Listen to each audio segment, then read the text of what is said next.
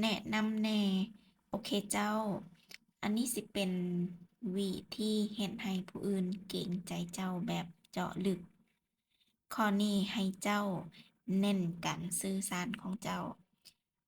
และเป้าหมายของเจ้า ต้องเฮ็ดให้ผู้อื่นประทับใจ เฮ็ดให้ผู้อื่น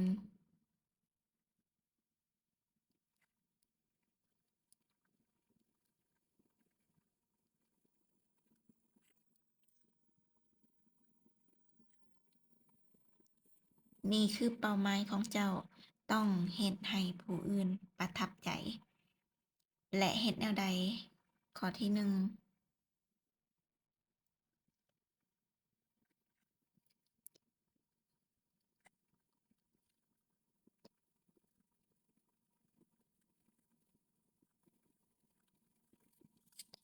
ต้องจื่อชื่อเขาเจ้า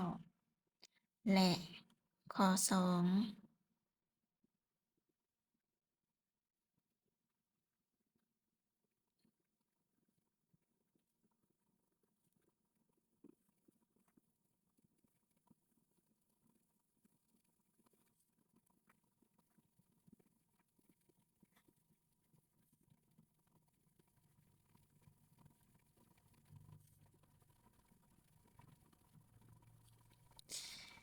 ต้องเอิ้นชื่อเขาเจ้าใน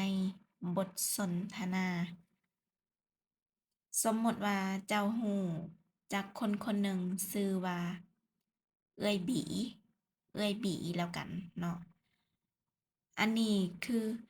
สิ่งที่นิสาสิเฮ็ดเป็น2ด้านแล้วกัน นิสาสิเฮ็ดเป็น2ด้าน คนที่บ่รู้วิธีข้อที่ 1บ่รู้วิธี อันนี้คนประเภทที่ 1คือบ่รู้วิธีเว้า ก็คือตอนที่เราสนทนาก็เขาเจ้าก็สิเว้าปกติแบบว่า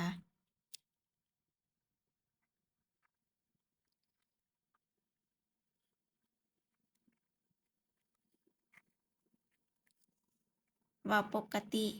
ถามปกติก็คือเจ้ามาแต่ไส ทั้งๆที่รู้อยู่ว่าคนคนนั้นน่ะชื่อหยังเนาะ แต่ว่าคนประเภทที่ 2 ประเภทที่ 2รู้วิธี ประเภทที่ 2นี่รู้วิธี เวลาสนทนาเนาะ การถาม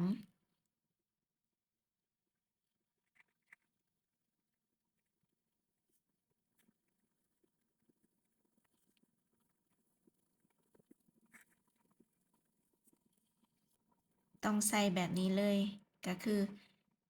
เอื้อยบีมาแต่ไส ในการสนทนาให้เอิ้นชื่อเขาเจ้าในบทสนทนานั้นนำ เขาเจ้าสิประทับใจเจ้าที่สุดเลย ข้อนี้จะเอาไปใส่โลด ถ้าบ่เชื่อต้องลองใส่ด้วยตัวเองเนาะ นิสาสิสรุปแบบง่ายๆก็คือ ข้อที่ 1ให้จื่อชื่อเขาเจ้าให้ได้ และข้อที่ 2ต้องเอิ้นชื่อเขาเจ้าในบทสนทนานั้น